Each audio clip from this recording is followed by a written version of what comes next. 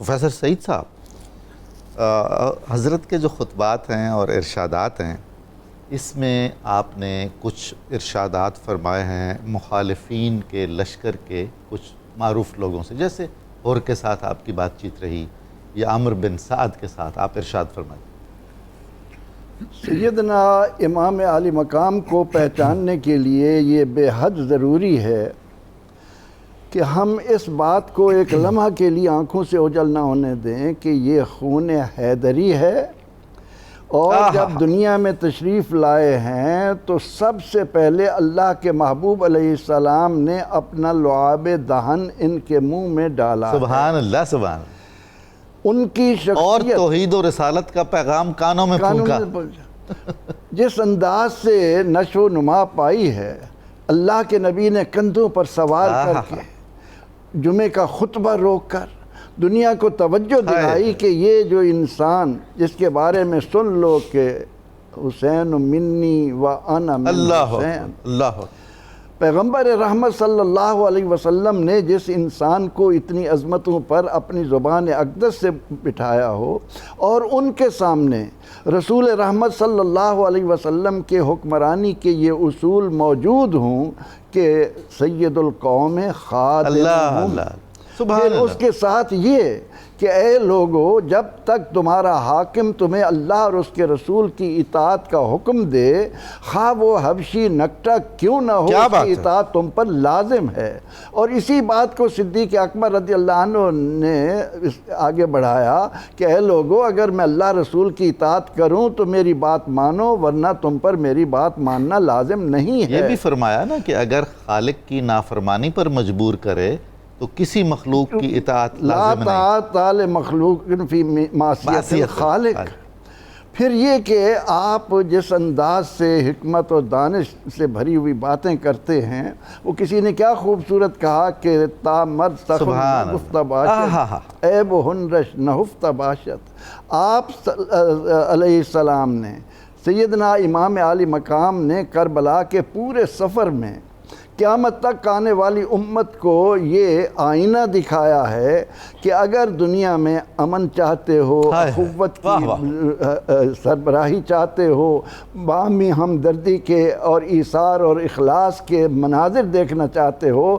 تو وہ تمہیں وہاں نظر آئیں گے جہاں حکومت اللہ اور اس کے رسول کی اطاعت کر رہی ہوگی، جہاں تمہیں اللہ اور اس کے رسول کی اطاعت کی طرف بلایا جائے گا۔ تو آپ کا یہ جو سفر ہے،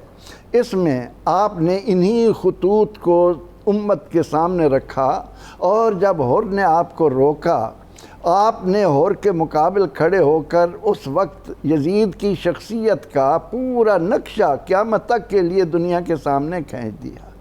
کہ بتاؤ، ایک ایسا شخص جو حلال کو حرام، حرام کو حلال قرار دے رہا ہو، جو فسق و فجور کو سرپرستی کر رہا ہو، جو شخص اللہ کے عہد کو توڑ رہا ہو، کیا حسین جیسا شخص اس کے ہاتھ میں ہاتھ دے دے؟ اور اسی اثناء میں جب حر نے عبید اللہ ابن زیاد کو لکھا کہ میں نے امام حسین رضی اللہ عنہ کو روک لیا ہے، وہ میرے پاس ہیں، تو اس موقع پر عبید اللہ ابن زیاد نے ایک خط لکھ کر قاصد بھیجا،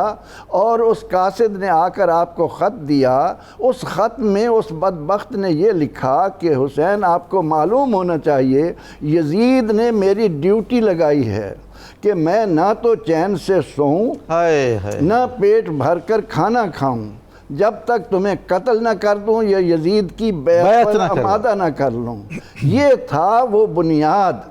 جس کے مقابلے میں امام عالی مقام نے اپنا سب کچھ کٹوا کر قیامت تک آنے والوں کو بتایا کہ من رعا منکم منکرا فلیغیر بیدہ فإن لم یستطع فبلسانہ فإن لم یستطع فبقلبہ وذلک اضعف الایمان۔ یہ اسوہ حسینی ہے، اسوہ حسینی نبی اکرم رحمت عالم صلی اللہ علیہ وسلم کا عمل، خلفائے راشدین کا عمل جن کے سامنے ہو، وہ کس طرح گوارا کر سکتا ہے کہ شریعت محمدیہ کی دھجیاں اڑتی ہوئی دیکھے؟ یہ جو اس بات کو ماننے میں تأمل کرتے ہیں، ان سے میں ایک درخواست کیا کرتا ہوں کہ لوگوں کو بتاؤ کہ جس کے ہاتھ میں امام عالی مقام نے اپنا ہاتھ نہیں دیا اس کی موت کیسے واقع ہوئی، وہ اس دنیا سے کس حال میں گیا ہے، تاکہ تم پر سارا آئینہ کھل جائے کہ شریعت مطہرہ کس طرح خطرے میں تھی۔ اب جب آپ نے وہ خط پڑھا اسے پھینک دیا۔ قاصد جب واپس جانے لگا تو کہنے لگا کہ حضور مجھے اس کا جواب چاہیے، عبید اللہ ابن زیاد نے اس کا جواب مانگا ہے۔ تو آپ نے کتنی حکمت بھری اللہ نتائج سے معمور جواب آپ کا کیا تھا کہ اس خط کا جواب یہ ہے کہ اس پر اللہ کا عذاب ہے، ہے، اس کے علاوہ اور کوئی صورت نہیں ہے۔ سبحان اللہ، سبحان یہ جواب اتنی حکمتوں سے بھرا ہوا ہے کہ اگر قیامت تک کوئی آدمی اس میں غور و فکر کرے گا کہ جو حاکم بننے کے بعد